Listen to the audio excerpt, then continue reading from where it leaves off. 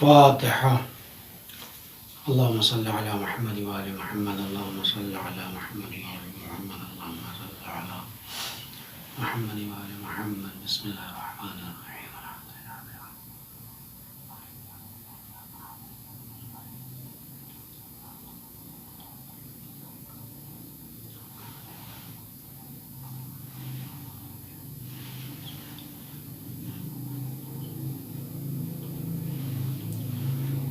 لا حول ولا قوة إلا بالله العلي العظيم.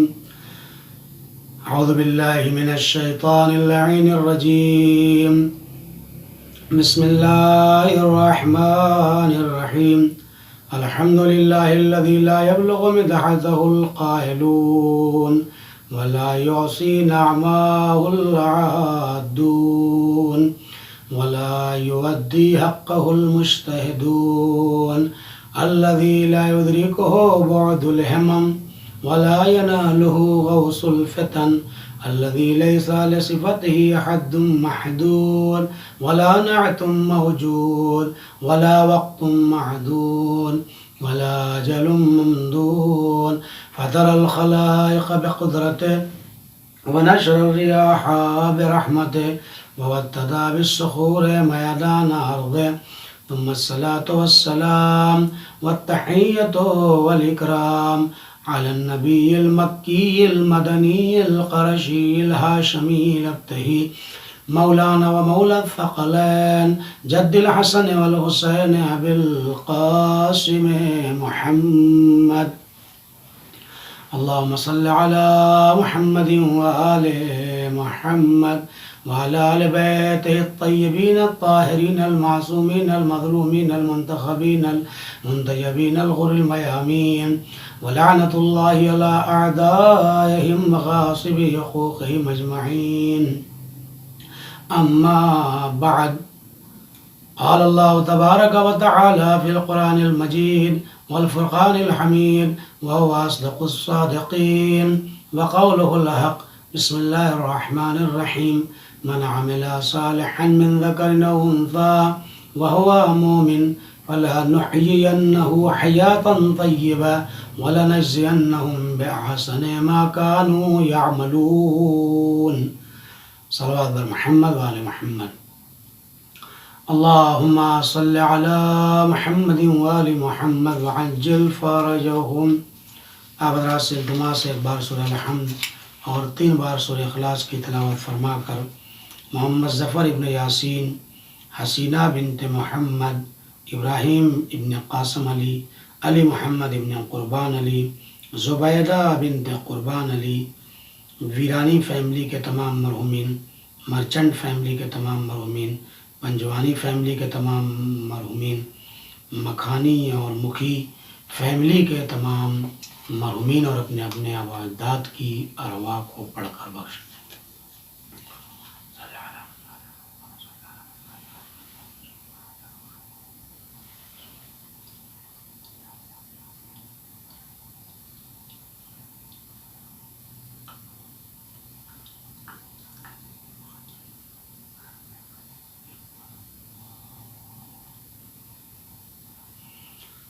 الرحمن الرحیم اللہ واحد اللہ الصمد لم یلد.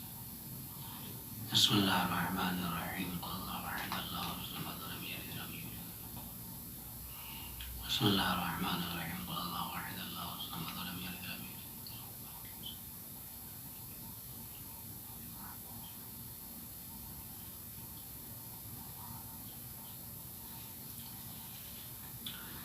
امام زمانہ علیہ السلام کے ظہور کے لیے بآواز بلند صلوات. اللہم صل علی محمد وآل محمد وعجل فرجہم. عزیزان محترم، معزز سامعین کرام، صاحبان مجالس ایمان، حسینی طرز زندگی کے عنوان سے گفتگو کا سلسلہ جاری و ساری ہے اور آج اس سلسلے کی 4تھی مجلس ہے اور یہ شب جمعہ ہے، شب دعا اور برکت اور استغفار ہے. سورہ نحل کی آیت نمبر 97 میں پروردگار عالم نے ارشاد فرمایا ہے کہ جو بھی عمل صالح انجام دے، چاہے وہ مردوں میں سے ہو یا خواتین میں سے، بشرطے کہ وہ مومن ہو، تو ہم انہیں حیات طیبہ اس دنیا میں عطا کریں گے اور مرنے کے بعد اس کے اس عمل کی جزا عطا فرمائیں گے۔ مولا متقیان حضرت علی ابن ابی طالب علیہ السلام سے جب پوچھا گیا کہ مولا حیات طیبہ کہاں سے حاصل ہوگی، تو آپ نے پہلا فارمولہ بتایا تھا، بالعلم تکون الحیات، جہاں جہاں علم ہوگا، نالج اور گیان پایا جائے گا، وہیں پر حیات طیبہ پائی جائے گی۔ یہ پہلا فارمولہ تھا، اگرچہ اس کے اندر بہت زیادہ مطالب ہیں لیکن میں درگزر کر رہا ہوں۔ دوسرا فارمولہ اور دوسرا اصول جو مولا متقیان نے حیات طیبہ حاصل کرنے کے لیے فرمایا ہے، لا حیات الا بالدین۔ دیکھو، جہاں پر دین ہوگا وہیں پر حیات طیبہ ملے گی، یعنی دین داری اور دین شناسی یہ بہت اہم مرحلہ ہے۔ اگر کوئی انسان دین شناس نہیں ہے، دیندار نہیں ہے، تو یاد رکھیے گا اس تک حیات طیبہ ملنے والی نہیں ہے۔ یہ مولا کائنات حضرت علی ابن ابی طالب علیہ السلام کی زبانی میں آپ کی خدمت میں عرض کر رہا ہوں۔ تیسرا فارمولہ اور تیسری چیز جو مولا متقیان نے فرمایا ہے، بالمعروف تکون الحیات، امر بالمعروف اور نہی عن المنکر کے ذریعے تمہیں حیات طیبہ مل سکتی ہے، یعنی تم نیکیوں کا حکم دو اور برائیوں سے لوگوں کو روکو، اچھائیوں کی طرف لوگوں کو لے کے آؤ اور برائیوں سے منع کرو۔ اگر تم نے یہ کام کر لیا تو حیات طیبہ ہم تمہیں اس دنیا میں عطا کریں گے اور مرنے کے بعد بہترین اجر اور ثواب عطا فرمائیں گے۔ امر معروف کا جب ذکر آتا ہے تو لوگ سمجھتے ہیں، جیسا کہ عرض کیا گیا تھا، کہ علماء کا کام ہے۔ نہیں عزیزان محترم، علماء کی ذمہ داریاں یقیناً ہیں، لیکن علماء کے ساتھ ساتھ ہر بالغ و عاقل پر جس طریقے سے نماز واجب ہے، روزہ واجب ہے، اسی طریقے سے امر بالمعروف یعنی نیکیوں کا حکم دینا اور برائیوں سے روکنا بھی واجب ہے۔ اور جب یہ حکم آیا اور لوگ ایک دوسرے کو روکنے اور ٹوکنے لگے، بھائی یہ کام مت کرو، یہ کام کرو، چلو نماز پڑھ لیتے ہیں، چلو فلاں جگہ تلاوت قرآن کر لیتے ہیں، اور فلاں گناہ نہ کرنا، فلاں جگہ نہ جانا۔ جب یہ باتیں ہونے لگی اس حکم کے آنے کے بعد، تو لوگ رسول اکرم حضرت محمد مصطفیٰ صلی اللہ علیہ وآلہ وسلم، اللہم صلی علی محمد وآل محمد، آپ کے پاس تشریف لائے اور لانے کے بعد فرمایا، یا رسول اللہ، یہ جو حکم آیا ہے اس کے ذریعے سماج میں مشکلات کھڑی ہو رہی ہیں۔ کہا کوئی مشکل نہیں ہے، امر معروف کا فریضہ ایک الہی فریضہ ہے۔ اگر یہ فریضہ، امام علیہ السلام کی حدیث بھی ہے، اگر یہ فریضہ زمانے میں قائم اور استوار ہو جائے تو دوسرے تمام واجبات بھی استوار ہو جائیں گے۔ یعنی امر معروف اور نہی عن المنکر ایک ایسا فریضہ ہے تو قاموں جس کے ذریعے تمام واجبات قائم ہوتے ہیں، لیکن اگر یہی ختم ہو جائے سماج اور معاشرے سے تو یاد رکھیے گا تمام احکام الہی اپنی جگہ پر صحیح طریقے سے قائم و دائم نہیں رہیں گے۔ کہا اس کو اٹھا لیجئے، رسول نے فرمایا ہرگز نہیں، یہ الہی فریضہ ہے اور اس کو کسی بھی حالت میں اٹھایا نہیں جا سکتا۔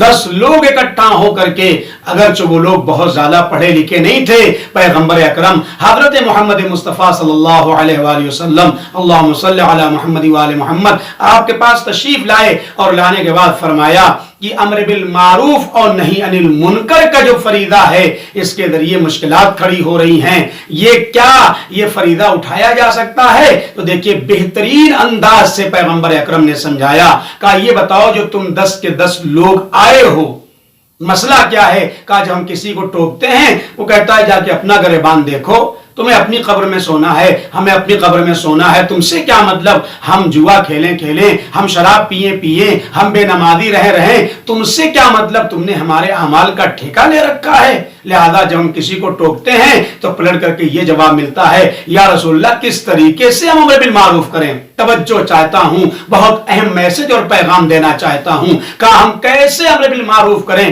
جس سے بھی کہو وہ کہتا ہے جا کے اپنے گریبان کو دیکھو، جا کے خود صحیح طریقے سے عمل انجام دو۔ تم کون ہوتے ہو؟ ہم جہنم میں جانے والے ہیں، چلے جائیں گے، تم سے کیا مطلب؟ اس طریقے کی فضا ہموار ہو رہی ہے، یا رسول اللہ ہم کریں تو کیا کریں؟ دیکھیں بہترین انداز سے سمجھایا ہے، چونکہ آج کے دور میں بھی یہی حربے استعمال ہو رہے ہیں۔ جب کسی کو نیکی کی طرف دعوت دو تو کہتا ہے آپ سے کیا مطلب؟ آپ نے ٹھیکہ لے رکھا ہے۔ اگر برائی سے روکو تو کہتا ہے اپنے گریبان کو جا کر کے جھانکو اور اس میں دیکھو تم نے کیا کیا گناہ کیا ہے۔ توجہ چاہتا ہوں اذان محترم، جب یہ 10 لوگ اکٹھا ہو کے پیغمبر اکرم صلی اللہ علیہ وآلہ وسلم کے پاس آئے اور آنے کے بعد کہا یا رسول اللہ ہم کیا کریں؟ تو رسول اکرم نے فرمایا کہ کیا تم لوگوں نے کشتی کا سفر کیا ہے؟ تو سب نے جواب دیا جی ہاں یا رسول اللہ، چونکہ اس زمانے میں کشتی کا رواج تھا۔ کہا ہاں بالکل ہم نے کشتی کا سفر کیا ہے۔ کہا اچھا یہ بتاؤ، اگر یہ کشتی پہ تم سب کے سب بیٹھے ہو اور یہ کشتی دریا کے وسط میں پہنچ جائے، درمیان میں پہنچ جائے اور طوفان آ جائے اور یہ کشتی ڈوبنے کے قریب نہ ہو لیکن ڈوبنے سے بچ جائے، پھر آگے بڑھ جائے اور تم سب کے سب کشتی میں بیٹھے ہوئے ہو اور کوئی مسئلہ نہیں، کوئی پریشانی نہ ہو، لیکن اگر ایک آدمی کھڑا ہو کر کے یا بیٹھ کر کے جو اپنی سیٹ پر اپنی جگہ پر بیٹھا ہوا ہے بیلچا نکالے یا کوئی اوزار نکال کے کشتی میں سوراخ کرنے لگے اور کشتی میں پانی آنے لگے، تو یہ بتاؤ کیا جب وہ سوراخ کرے گا تو تم 9 آدمی مل کے اس کو منع کرو گے یا نہیں منع کرو گے؟ تو سب نے اکٹھا ہو کے کہا یا رسول اللہ بالکل منع کریں گے۔ تقاضائے عقل مندی یہ ہے کہ جب وہ سوراخ کرے کشتی کے اندر اور جو دریا کے اندر بھی موجود ہے کشتی، اس میں اگر سوراخ کر رہا ہے تو 9 آدمی کی ذمہ داری بنتی ہے کہ وہ ایک آدمی جو کشتی میں سوراخ کر رہا ہے اسے آ کر کے روکیں اور منع کریں۔ توجہ چاہتا ہوں، عقل کا تقاضا ہے اور تقاضائے ہوش مندی یہی ہے، ہم انہیں آ کے ٹوکیں اور روکیں۔ رسول نے کہا کہ وہ تو اپنی جگہ پہ سوراخ کر رہا ہے، تم 9 سے کیا مطلب؟ تو سب نے مل کے جواب دیا یا رسول اللہ ٹھیک ہے وہ اپنی جگہ پہ اپنی سیٹ کے نیچے سوراخ کر رہا ہے، لیکن جب سوراخ کشتی کے اندر ہو جائے گا تو یاد رکھیے اس پوری کشتی میں پانی بھرے گا اور جب کشتی میں پانی بھر جائے گا تو وہ تنہا نہ ڈوبے گا بلکہ ہم سب کو لے کر کے ڈوب جائے گا۔ تو رسول اللہ نے فرمایا بہترین بات تم نے کہی ہے، یاد رکھو اسلام ایک کشتی کے مانند ہے، تمام مومنین اس کے اوپر سوار ہیں، تمام اہل بیت کے چاہنے والے اس کے اوپر سوار ہیں۔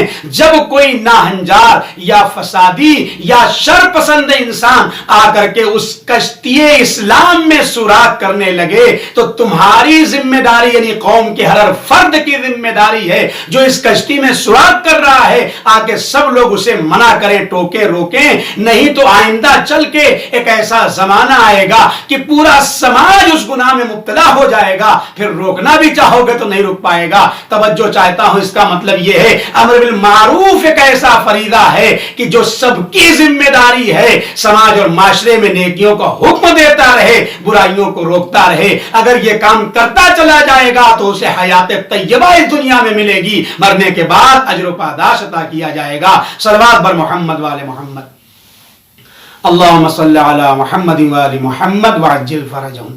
تو پہلی چیز عزیزان محترم، کشتی کی بات آ گئی ہے تو عرض کر دوں یہ کشتی جو ہے اس کے اوپر اہل بیت کے چاہنے والے موجود ہیں۔ ہر کشتی کا کوئی نہ کوئی ساحل ہوتا ہے، کشتی ہدف نہیں ہوتی ہے، کسی منزل تک پہنچانے کا وسیلہ ہوتا ہے۔ ہم بھی کشتی اہل بیت پر سوار ہیں، ہدف کیا ہے، منزل کیا ہے؟ فرمایا الوہیت اور توحید اس کشتی کی منزل ہے۔ اگر اس کشتی اہل بیت پر تم سوار ہو گئے اور ساحل نجات یعنی توحید اور الوہیت منزلت تک پہنچ گئے تو تمہارا مقصد پورا ہے، لیکن کشتی ہی پہ بیٹھے رہ گئے اور دریاؤں میں سیر کرتے رہ گئے، ساحل تک اس کشتی نے تمہیں نہیں پہنچایا تو تم مقصد سے دور ہو۔ معلوم یہ ہوا کشتی اہل بیت کے سوار ہونے کا مطلب یہ ہے جتنے چاہے فضائل پڑھیں، جتنے چاہے مسائل پڑھیں، لیکن بالآخر یہ فضائل و مسائل انسان کو توحید پروردگار تک پہنچا دے، الوہیت پروردگار تک پہنچا دے۔ صلوات بر محمد وآل محمد، اللہم صلی علی محمد وآل محمد وعجل فرجهم۔ تو پہلی چیز علم کے ذریعے حیات طیبہ ملے گی، مولا کائنات فرماتے ہیں۔ دوسری چیز دینداری اور دین شناسی کے ذریعے حیات طیبہ ملے گی۔ تیسری چیز امر بالمعروف اور نہی عن المنکر کے ذریعے حیات طیبہ انسان کو حاصل ہوگی۔ چوتھی چیز فرمایا کہ نصیحت کے ذریعے تمہیں حیات طیبہ ملے گی۔ تم جاؤ کسی عالم دین کے پاس، تم جاؤ کسی بزرگ کے پاس، تم جاؤ کتابوں میں ائمہ اطہار کی ان حدیث کو تلاش کرو جو اخلاقی حدیثیں ہیں اور جس میں نصیحت کی باتیں کی گئی ہیں، چاہے وہ رسول اکرم کی نصیحت ابو ذر غفاری کے نام ہو، یا امام جعفر صادق علیہ السلام کی نصیحتیں مفضل کے نام ہو، یا دیگر ائمہ معصومین کی۔ عزیزان محترم، ہم ان اخلاقی احادیث کی طرف اگر متوجہ ہو گئے اور ان کے اوپر عمل کرنے لگے تو یاد رکھیے گا ہماری زندگی حسینی طرز زندگی کے اعتبار سے حسینی زندگی ہو جائے گی، اور ہم دنیا میں بھی کامیاب ہو جائیں گے اور آخرت میں بھی کامیاب ہو جائیں گے، یعنی حیات طیبہ اس دنیا میں ہمیں مل جائے گی اور مرنے کے بعد اجر اور پاداش عطا کیا جائے گا۔ تو پہلی چیز علم کے ذریعے حیات طیبہ ملتی ہے، دوسری چیز دین کے ذریعے حیات طیبہ ملتی ہے، تیسری چیز امر بالمعروف اور نہی عن المنکر کے ذریعے حیات طیبہ ملتی ہے، اور چوتھی چیز نصیحت کے ذریعے حیات طیبہ ملتی ہے۔ توجہ چاہتا ہوں عزیزان محترم، اور آخری چیز جو حیات طیبہ ہمیں عطا کرے گی اور اجر و پاداش ہمیں ملے گا مرنے کے بعد، وہ پانچویں اور آخری چیز کیا ہے اسے میں ذکر کرنا چاہتا ہوں۔ وَبِالذِّكْرِ حیات القلوب۔ دیکھو ذکر الہی کے ذریعے دلوں میں نورانیت پیدا ہوتی ہے، وَبِالذِّكْرِ ذکر کے ذریعے تمہیں حیات طیبہ نصیب ہوگی، تمہارے دلوں کو زندہ کیا جائے گا۔ اس وقت جب سارے دل مردہ ہو چکیں گے تمہارا دل زندہ ہوگا۔ توجہ چاہتا ہوں، اب ذکر الہی ہے کیا؟ ذکر الہی کے کئی اقسام ہیں۔ ذکر کبھی زبانی ہوتا ہے، اے پروردگار تیرا شکر، ذکر کبھی قلبی ہوتا ہے، دل سے ہم اللہ کی نعمتوں کا ریسپیکٹ کریں اور احترام کریں، اسے صحیح یوز کریں۔ قرآن مجید میں صحیح یوز کا نام شکر ہے اور نعمتوں کے مس یوز کا نام کفر ہے۔ صلوات بر محمد وآل محمد، اللہم صلی علی محمد وآل محمد وعجل فرجهم۔ وبالذکر حیات القلوب، ذکر الہی۔ اب ذکر الہی صرف اللہ ہی کا ذکر کرنا ذکر الہی نہیں ہے، بلکہ پیغمبر نے فرمایا زینوا مجالسکم بذکر علی ابن ابی طالب، تم اپنی مجلسوں کو اور محافلوں کو زینت دو علی کے ذکر سے۔ کیوں؟ لأنہ ذکرہ ذکری، اس لیے کہ علی کا ذکر مجھ رسول کا ذکر ہے، وہ ذکری ذکر اللہ، اور رسول اللہ کا ذکر اللہ کا ذکر ہے، وہ ذکر اللہ عبادہ، اور ذکر الہی عبادت ہوا کرتا ہے۔ معلوم یہ ہوا مجلسوں میں آ کر ذکر اہل بیت کرنا حیات طیبہ عطا کرتا ہے۔ دنیا والے ادھر ادھر تلاش کر رہے ہیں حیات طیبہ کہاں ملے گی؟ میں ایک فارمولا دیتا ہوں، اے دنیا والو، تم تھک ہار کے بیٹھ جاؤ گے، لاکھ جلسے کر لو، لاکھ سیمینار کرو، لاکھ تم راہ پیمائی کرو، لاکھ تم جلسہ و جلوس کرتے چلے جاؤ، لیکن جب تک ذکر اہل بیت تمہارے جلسوں میں نہ ہوگا، ذکر اہل بیت تمہاری محفلوں میں نہ ہوگا، تب تک تمہیں حیات طیبہ ملنے والی نہیں ہے۔ اس کا مطلب یہ ہے اگر دلوں کو زندہ کرنا ہے اور حیات طیبہ کا مالک بننا ہے تو مجلسوں میں شرکت کرو، ایسی مجلسوں میں جہاں ذکر اہل بیت ہو رہا ہو، ایسی محافلوں میں جاؤ جہاں اہل بیت کا نام لیا جا رہا ہو، کیونکہ اہل بیت کا ذکر رسول کا ذکر ہے اور رسول کا ذکر خدا کا ذکر ہے۔ صلوات بر محمد وآل محمد، اللہم صلی علی محمد وآل محمد وعجل فرجهم۔ عزیزان محترم، हयात तैयबा अगर इंसान को लेना है, हुसैनी तर्ज जिंदगी अगर इंसान को अपनाना है, तो उसे इल्म के आला दर्जे पर फायद होना पड़ेगा। नंबर 1 दीन शनास और दीदार बनना पड़ेगा। नंबर 2, नंबर 3 समाज और माशरे में अमर बिल मारूफ और नहीं अनिल मुनकर को जिंदा करना पड़ेगा। और नंबर 4 वादो नसीहत वाली बातों को हमें देखना पड़ेगा, मुतालिया करना पड़ेगा, अइम्मा हुदा की सीरत को अपनाना पड़ेगा। और नंबर 5 जिक्र इलाही से अपने दिलों को मुनव्वर करना होगा। मजलिस अदा जिक्र इलाही है, महाफिल जिक्र इलाही है, मसाइब अहले बैत जिक्र इलाही है, जिक्र इलाही है। ये सारे सिस्टम और ये सारे बरनामे जो आप अंजाम देते हैं, मालूम ये हुआ मजलिसों में आने का एक फायदा तो ये है कि इंसान के दिलों को हयात मिलती है और इंसान का दिल नूरानी होता है और उसे हयात तैयबा इस दुनिया में मिलेगी और अज्र व पादाश मरने के बाद अता किया जाएगा। सल्लल्लाहु बर मोहम्मद वाले मोहम्मद। अल्लाहुम्मा सल्ली अला मुहम्मदिन व आलि मुहम्मद वअज्जिल फरजहुम। अज़ीज़ान मोहतरम, जब जिक्र अहले बैत की बात आ गई जिसके जरिए हम हुसैनी तर्ज जिंदगी अपना सकते हैं, तो बस मैं एक वाकया पढ़ने के बाद मसाइब की तरफ आना चाहता हूं। आज शब जुमा है, शब जुमा की मुनासिबत से इंशाअल्लाह मसाइब आपकी खिदमत में पेश किए जाएंगे। देखिए, मैं चाहता हूं कि आज की इस मजलिस में, चूंकि शब जुमा हदीस किसा लोग पढ़ते हैं, दुआए कुमैल पढ़ते हैं, परवरदिगार आलम आपके अमाल को शरफ कबूलियत अता फरमाए, इसलिए एक ऐसे वाक़े का मैं जिक्र करना चाहता हूं कि जिसमें खामिसे आलेबा और पंजतन पाक का जिक्र हो जाए। तवज्जो चाहता हूं, पंजतन पाक का जिक्र इसके अंदर होगा और इंशाअल्लाह यही जिक्र हमारे दिलों को मुनव्वर करेगा और हमें हयात तैयबा अता फरमाएगा। और शहद से मुतालिक मैंने अर्ज किया था, आयत भी सूरह नहल यानी शहद की मक्खियों पर जो सूरा है वही मैंने आयत पढ़ी है और जो उनके ऊपर वही नाजिल हुई है उसके बारे में अर्ज किया। आज इस वाक़े की तरफ इसका भी ताल्लुक शहद से है, अर्ज करके गुफ्तगू को तमाम कर दूं और इंशाअल्लाह ये बहुत ही पुरमाना और बहुत ही मफाहिम से भरा वाकया है और आप इसको अपनी जिंदगी में अगर अपना लेंगे तो याद रखिएगा हुसैनी तर्ज जिंदगी आपके पास होगी, हयात तैयबा आपके पास होगी और अजर पादाश आपको अता किया जाएगा। रसूल अकरम हजरत मोहम्मद मुस्तफ़ा सल्लल्लाहु अलैहि वसल्लम, अल्लाहुम्मा सल्ली अला मुहम्मद व आले मुहम्मद, तशरीफ फरमा है, बैठे हुए हैं और पंजतन पाक है, सब लोग तशरीफ फरमा है।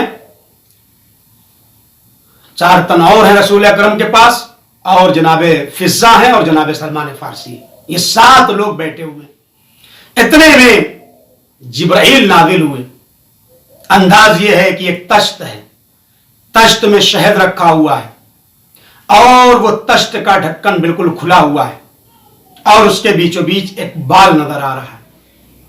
तश्त इंतहाई हसीन और जमील और खूबसूरत, शहद इंतहाई शीरीं और मीठा होता है, आपको पता है। तो तश्त इंतहाई खूबसूरत, उसके अंदर शहद और उसके ऊपर बाल। वाकया बहुत तफसीली है, मैं मुख्तसर आपकी खिदमत में अर्ज करूंगा। लाए और लाने के बाद रख दिया पैगंबर अकरम के सामने, मुरसल आदम के सामने। जब ये तश्त रखा गया, दरूद व सलाम के बाद जिब्राइल ने पैगंबर अकरम से खिताब करके फरमाया कि अल्लाह ताला ने भेजा है और आप सब लोग अपने अपने नजरियात इस तश्त के बारे में, इस शहद के बारे में और इस बाल के बारे में पेश कीजिए। बिल्कुल वही माहौल था जैसे हमारे यहां अहले बैत का जब जिक्र करना होता है तो बाज तरही महफिल होती है कि शायर एक मिसरे को देता है और कहा जाता है कि हर आदमी अपने अपने फिक्र के लिहाज से अहले बैत की मदासराई इस मिसरे तरह के ऊपर करे। कोई ये तश्त नहीं है, मिसरे तरह है। लाया गया ये तबक, तो सबसे पहले जनाबे सलमान फारसी खड़े हुए। या रसूल अल्लाह, इजाजत है मैं कुछ बयान करूं? फरमाया, जी सलमान, आपको इजाजत है। क्या? या रसूल अल्लाह, ईमान इस तश्त से ज्यादा रोशन। देखिए आय करीमा मैंने पढ़ी थी, वह हुआ मोमिन, انسان کا عمل صالح جب بارگاہ خداوندی میں قبول ہوگا جب مومن و متقی ہوگا۔ سلمان کیا کہتے ہیں؟ ایمان اس طشت سے زیادہ روشن، لیکن ایمان کی لذت اس شہد سے زیادہ شیریں، لیکن ایمان کو بچا کر منزل قبر تک پہنچا دینا اس بال سے بھی زیادہ باریک ہے۔ صلوات بر محمد وآل محمد، اللہم صلی علی محمد وآل محمد۔ صلوات آپ کو زیادہ پڑھنی ہے چونکہ شب جمعہ ہے، اور سب سے بہترین عمل شب جمعہ میں اور روز جمعہ میں صلوات بر محمد وآل محمد، اللہم صلی علی محمد وآل محمد۔ ہر ایک کے نظریات کے بعد آپ کو صلوات پڑھنی۔ اس کے بعد جناب فضا سلام اللہ علیہ کھڑی ہوتی ہیں، یا رسول اللہ اجازت میں بھی کچھ کہوں؟ فرمایا ہاں اجازت ہے۔ فرمایا یا رسول اللہ زکوٰۃ اس تشت سے زیادہ روشن، زکوٰۃ اس تشت سے زیادہ روشن، اور زکوٰۃ کے نکالنے کی لذت اس شہد سے زیادہ شیریں۔ لیکن زکوٰۃ کو نکال کر، وہ زکوٰۃ یا خمس دونوں اس کے اندر آ جائے گا، لیکن زکوٰۃ کو نکال کر مستحق تک پہنچا دینا اس بال سے بھی زیادہ باریک ہے۔ صلوات بر محمد وآل محمد، اللہم صلی علی محمد وآل محمد وعجل فرجہ۔ اس کے بعد شہزادے امام حسن مجتبی علیہ السلام کھڑے ہوئے، نانا اجازت ہے میں بھی کچھ بیان کروں؟ ہاں میرے لال بتائیے۔ کہا نانا حکومت اس تشت سے زیادہ روشن، حکومت کی لذت اور چاشنی و شیرینی اس شہد سے زیادہ شیرینی، لیکن مسند خلافت پر بیٹھ کر صحیح حق و باطل کا فیصلہ سنا دینا اس بال سے بھی زیادہ باریک ہے۔ ہر ایک یہ کام نہیں کر سکتا ہے۔ ظالم کی نگاہوں میں نگاہوں کو ڈال کر گفتگو کرنا یا شام میں سید سجاد کا کام تھا یا زینب الیاء مقام کا کام تھا۔ توجہ چاہتا ہوں، حکومت کے بارے میں لوگ شک کرتے ہیں نا، امام حسن مجتبی علیہ السلام نے کیوں سلو کر لی؟ آج میں جواب دیتا ہوں جملے کے اندر، اگرچہ یہ موضوع بہت طولانی ہے لیکن ایک جملے میں آپ مقصد سلو کو پہچان جائیں گے۔ آپ بتائیے پوری شریعت کو کس نے بچایا؟ پوری شریعت کے بچانے والے کو حسین ابن علی کہا جاتا ہے، جس نے پوری شریعت کو بچایا۔ نماز، روزہ، حج، زکوٰۃ، خمس، جہاد، یہ ساری چیزیں جتنی بھی آج باقی بچی ہیں، آج اسی حسین کی قربانی کا نتیجہ ہے، اسی کربلا کی قربانی کا نتیجہ ہے، حسینی طرز زندگی کا یہ نتیجہ ہے، آج یہ ساری چیزیں بچی ہیں۔ اب میں جملہ عرض کر دوں، پوری شریعت کے بچانے والے کو حسین ابن علی کہا جاتا ہے، اور جس نے اپنے حکمت عملی سے سلو کر کے حسین ابن علی کو بچایا اسے تاریخ میں حسن ابن علی کہا جاتا ہے۔ صلوات بر محمد وآل محمد، اللہم صلی علی محمد وآل محمد وعجل فرجہ۔ تو پوری شریعت کے بچانے والے کو حسین کہتے ہیں، اور حسین کے بچانے والے کو حسن ابن علی کہا جاتا ہے۔ آپ جب پڑھیں گے صلح حسن تو آپ کو پتہ چل جائے گا۔ لہذا حکومت سے متعلق آپ نے بتایا، مسند خلافت پر بیٹھ کر صحیح حق و باطل کا فیصلہ سنا دینا ہر ایک کی بس کی بات نہیں ہے۔ حکومتیں نہ جانے کتنے لوگ کرتے ہیں، لیکن مسند خلافت جب آ جائے تو یہ بڑا ہے۔ میں کلمۃ حق عند امام جائر افضل 70 عبادہ، یا افضل من 70 عبادہ، یعنی ظالم کے سامنے ایک کلمہ حق کا بلند کر دینا 70 سال کی عبادت پر بھاری ہوتا ہے۔ لہذا بہت اہم ہے۔ اب میں جلدی سے بیان کر دوں، سرکار سید الشہداء حسین ابن علی کھڑے ہوئے، نانا اجازت ہے؟ ہاں میرے لال اجازت ہے۔ تو حسین علیہ السلام کا پیغام سنو، نانا علم اس تشت سے زیادہ روشن، علم اس تشت سے زیادہ روشن، بالعلم تکون الحیات، علم کے ذریعے انسان کو حیات طیبہ ملے گی۔ سرکار سید الشہداء کیا فرما رہے ہیں؟ بالعلم تکون الحیات، کیا فرما رہے ہیں؟ کہا اے نانا علم اس تشت سے زیادہ روشن، لیکن نعمات علم اور علم کی جو لذت ہے وہ اس شہر سے زیادہ شیریں ہوا کرتی۔ منومان لا یشبعان، دو لوگ کبھی بھی سیر نہیں ہوتے، طلب العلم، علم کا حاصل کرنے والا، طلب المال، بہرحال علم کے اندر جو شیرینی ہے اور جو لذت ہے وہ کسی چیز میں نہیں ہے. مولا نے فرمایا، سرکار سید الشہداء نے، نانا علم اس تشت سے زیادہ روشن، نعمات علم کی لذت اس شہد سے زیادہ شیریں، لیکن علم کے اوپر عمل کرنا یہ بال سے بھی زیادہ باریک ہے، اس بال سے بھی زیادہ باریک ہے. آج جتنے خرافات ہیں آپ دیکھیے، نہ جانے کتنے خرافات ہماری صنف کی طرف سے ہو رہے ہیں. کیوں؟ اس لیے کہ علم تو ہے لیکن عمل نہیں ہے. علم تو بلم باور کے پاس بھی تھا. علم اگر تہذیب نفس کے ساتھ ہے اور عمل کے ساتھ ہے تو علم انسان کو سلمان بناتا ہے، بودر بناتا ہے، کمبر بناتا ہے، مقدار بناتا ہے، وہ ایسے قرنی بناتا ہے. اور اگر علم بغیر عمل کے ہے تو ابو لہب بناتا ہے، ابو جہل بناتا ہے. صلوات بر محمد وآل محمد، اللہم صلی علی محمد وآل محمد.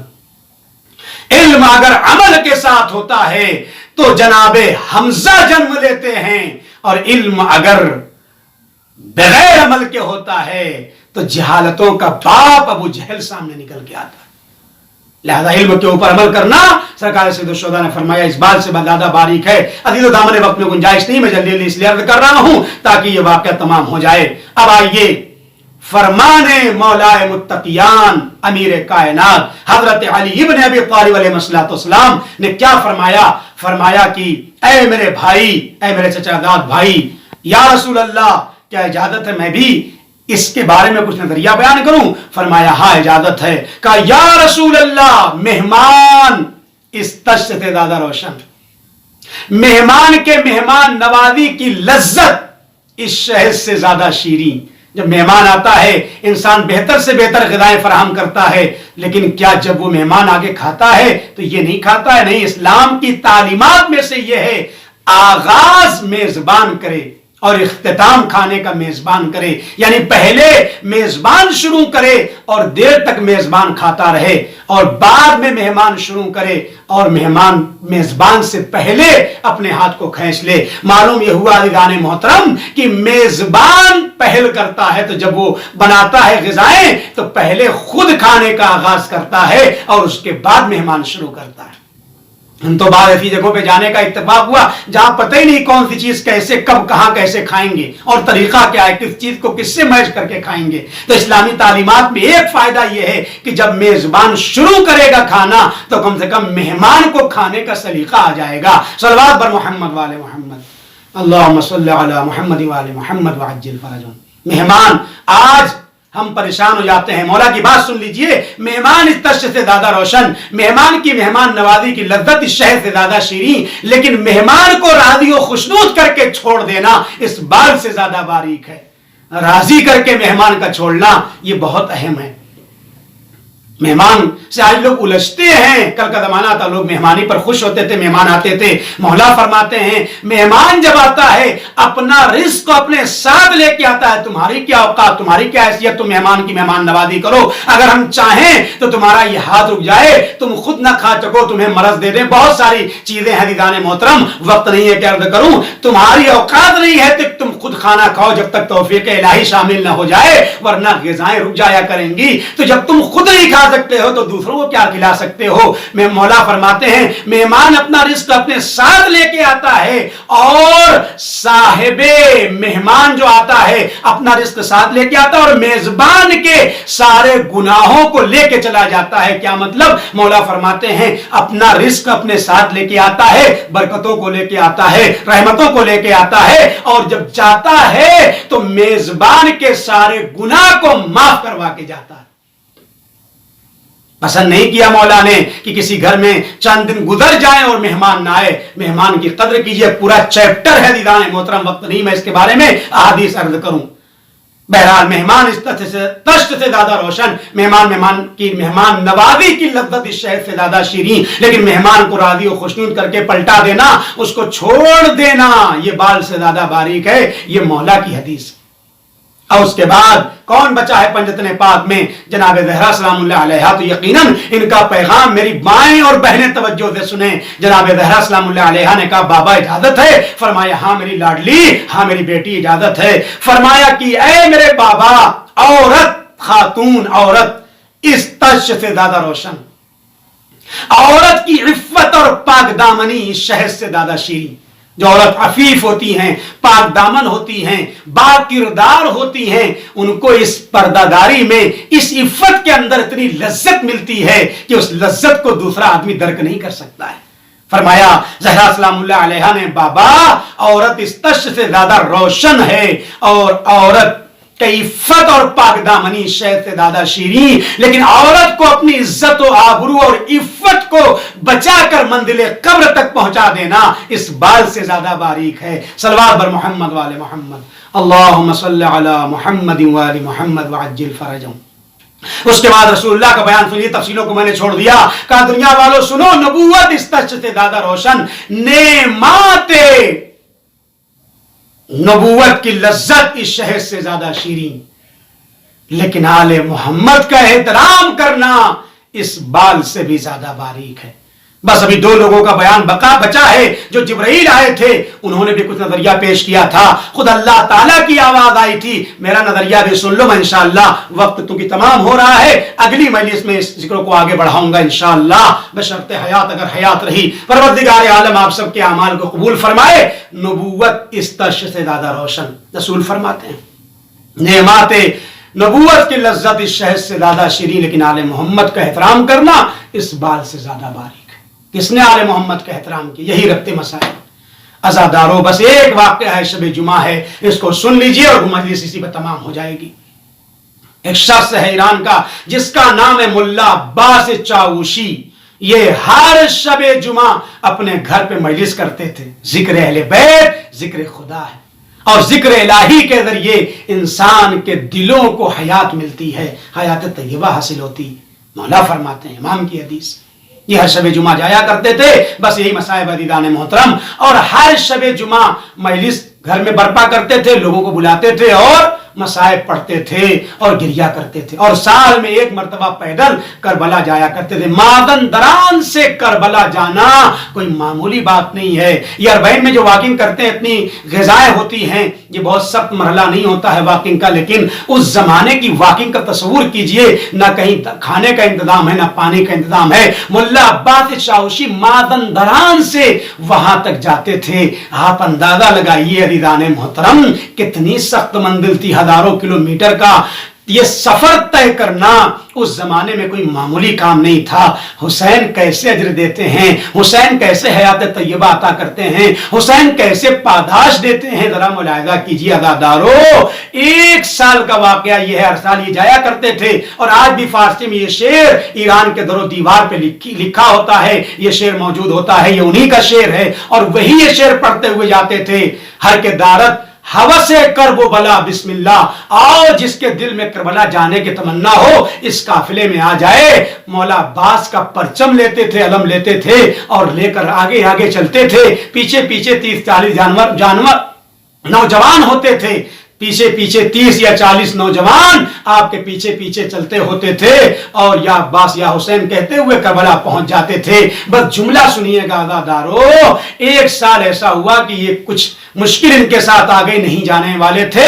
انہوں نے اعلان کر دیا بھائی اس سال ہم کربلا نہیں جائیں گے. میں پھر جو مجلس کو روک کے عرض کروں گا، اے میرے پروردگار، اس مجلس ادا کے صدقے میں ہم سب کو اقبات عالیات کی زیارات سے مشرف فرما. اربعین کا زمانہ آنے والا ہے، ہم سب کو زیارت اربعین سے مشرف فرما. اور جن محرومین کے لیے مجلس منعقد ہوئی ہے، خدا انہیں اعلی علیین میں اعلی مقام عطا فرما.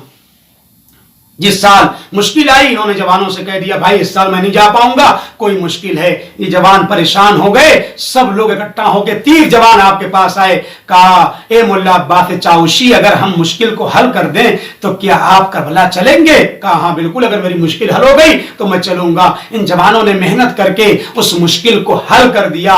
ملا عباس چاوشی آمادہ و تیار ہو گئے. علم کو کاندھے پہ اٹھایا، جوانوں کو لیا اور کربلا معلّہ کی طرف رک کر کے آپ گامزن ہو گئے.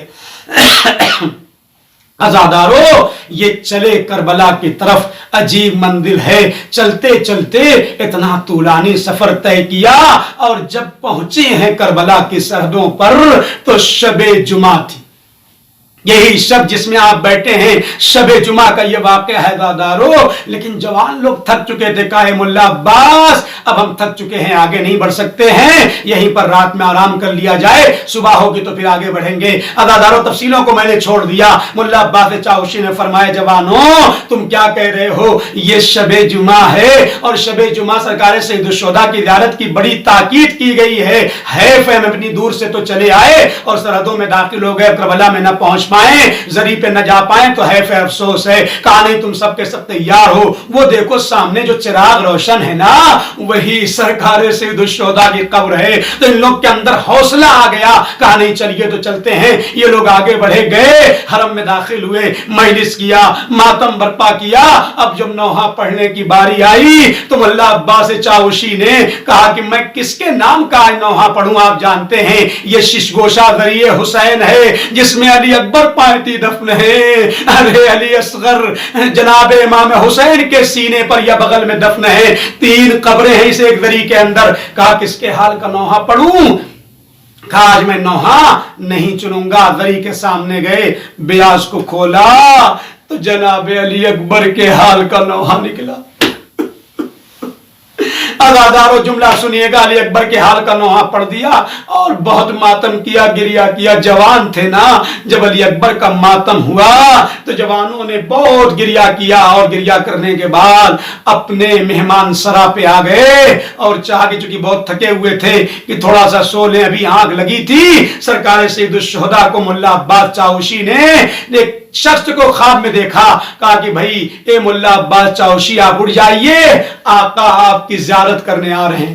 یہ فوراً اٹھ گئے. کہا کہ بھائی یہ کیا ماجرا ہے, میں تو ابھی زیارت کر کے آیا ہوں اور مولا فرماتے تو میں پھر آ جاتا. یہ مولا نے زحمت کیوں کی. اجرکم اللہ اجرکم اللہ زہرا. بس جملہ سنیے گا دادارو. کہا مولا نے زحمت کیوں فرمائی ہے, ہم خود آ جاتے. کہا نہیں اے ملا عباس, مولا نے خود آ کر کے کہا ہے کہ میں زیارت کروں گا. اور جب ملا عباس چاوشی کو اٹھایا, اٹھے, اتنی دیر میں سارے جوانوں کو بیدار کیا. دیکھا مولا تشریف لائے, یہ سب کے سب کھڑے ہو گئے, نور ساتے ہوا. عجب نہیں ادادارو, جب یہ کھڑے ہو گئے تو مولا نے ملا عباس سے کہا سب سے کہہ دو بیٹھ جائیں, مجھے پتا ہے تم مازندران سے پیدل چل کے میری زیارت کرنے آئے ہو, مجھے احساس ہے, بیٹھ جاؤ. تمہارے پیروں میں عجب نہیں ارے چالے پڑے ہوئے ہیں, لہذا تم بیٹھ جاؤ, تھکے ہوئے ہو. میں کہوں گا آقا, ارے ایک عام ظاہر کا اتنا خیال ہے, سید سجاد کے دل سے پوچھئے. اقعد ذلیلا فی دمشق کاننی من الزنج غابان و نصیر. ارے سید سجاد فرماتے تھے مجھے راہ کوفہ میں شام میں سے پھرایا گیا جیسے کسی لاوارث غلام کو پھرایا جا رہا. اجرکم اللہ اجرکم الزہرا. بس چند فقرے اور ہیں عزیزو, مجلس تمام ہو رہی ہے. اے عزادارو شب جمعہ ہے, مجھے معاف کریے گئے پروردگار, ہمارے گناہوں کو معاف کر دے, اسی سال توفیق عطا کر ہم کربلا معلیٰ کی زیارت جا کر کے کر سکیں. بس جملہ سنیے گا. کہے ملا عباس میں کام سے آیا ہوں, تمہارے پاس 3 پیغام ہے, اس پیغام کو سن لو. ایک مرتبہ ملا عباس نے پوچھا آقا کون سا پیغام ہے. کہا دیکھو مجھے تمہاری یہ ادا بہت پسند ہے جو ہر شب جمعہ تم میرے مصائب و فضائل پڑھتے ہو, میرا ذکر کرتے ہو, اہل بیت کا تذکرہ ہوتا ہے, لیکن وہاں پر ایک شخص ہے آنے والوں کی جوتیوں کو صحیح کرتا ہے اور دروازے پہ بیٹھا رہتا ہے. اے ملا عباس جب کربلا سے مازندران جانا تو میرے چاہنے والے کو میرا سلام کہہ دینا اور کہہ دینا حسین تمہیں بہت پسند کرتا ہے. اس ادادار کو امام نے سلام کہلایا. دوسرا پیغام مولا بتا دیجئے. کہا دوسرا پیغام یہ ہے اے ملا عباس جا کے اعلان کرنا کائنات میں جو بھی سرکار سید الشہداء کی زیارت کے لیے آتا ہے حسین اس کی زیارت کے لیے ضرور آئے گا. اگر دنیا میں زیارت نہ ہوئی تو وقت مرگ اور جاگنی کے عالم میں حسین تمہاری زیارت کرنے آئیں گے. آقا ہمیں کچھ نہیں چاہیے, ارے وقت مرگ آپ ہمارے سامنے آ جائیے گا، وہاں کی مشکلوں کو آسان کر دیجیے گا۔ جو کوئی اللہ بتا آخری جملہ اداداروں کا تیسرا پیغام فرما دیجیے آقا۔ مولا نے فرمائے مولا عباس اب جب کبھی شب جمعہ تم میرے حرم میں آنا اور دری کے پاس آ جانا تو کبھی آ کر کے علی اکبر کے حال کا نوحہ نہ پڑھنا۔ مولا عباس تڑپ گئے، آقا کیا غلطی ہو گئی؟ کہا نہیں نہیں مولا عباس کوئی غلطی نہیں ہوئی ہے، لیکن آئندہ یہ نوحہ نہ پڑھنا۔ کہا آقا وجہ کیا ہے؟ کہا اے مولا عباس ارے جب سے تم نے یہ مصائب پڑھا ہے، ارے شب جمعہ میری ماں زہرا بقی سے کربلا آ جاتی ہے، ارے جب سے تم نے یہ نوحہ پڑھا، ارے میری اماں فاطمہ زہرا غشی کے عالم میں ہے۔ اے مولا عباس میری ماں کو برداشت نہ ہو سکا، والی اکبر و حسین انا للہ و انا الیہ راجعون رضم قضاہ و تسلیما لامرہ۔ خدایا محمد والے محمد کا واسطہ اس قلیل عبادت کو قبول فرما، پرچم اسلام کو سر بلند فرما، کفر نفاق کے پرچم کو سر نگوں فرما، آپس میں اتحاد اور اتفاق کی توفیق عنایت فرما، اختلاف اور انتشار کو دور فرما۔ خدایا جن گنہگار آنکھوں سے نکلے ہوئے آنسوؤں کو رمال سیدہ میں جگہ عنایت فرما، انہی آنسوؤں کو روز محشر ہماری بخشش کا ذریعہ قرار دینا۔ جن مرحومین کے لیے مجلس منعقد ہوئی ہے خدایا ان کے درجات کو عالی سے عالی تر فرما۔ فرزند رسول الثقلین منتقم خون حسین ابن علی امام زمانہ الاسلام کے ظہور میں تعجیل فرما، ہم سب کو ان کے آبان و انصار میں شمار فرما۔ ایک بار سورہ الحمد اور 3 بار سورہ اخلاص کی تلاوت فرما کر محمد ظفر ابن یاسین، حسینہ بنت محمد، ابراہیم بن قاسم علی، علی محمد ابن قربان علی، زبیدہ بنت قربان علی، ویرانی فیملی کے تمام مرحومین، مرچنٹ فیملی کے تمام مرحومین، پنجوانی فیملی کے تمام مرحومین، علی مکانی مکی فیملی کے تمام مرحومین کے ساتھ ساتھ اپنے اپنے آبا و اجداد اور جملہ مومن و مومنات کی ارواح کو پڑھ کر بخش لیں۔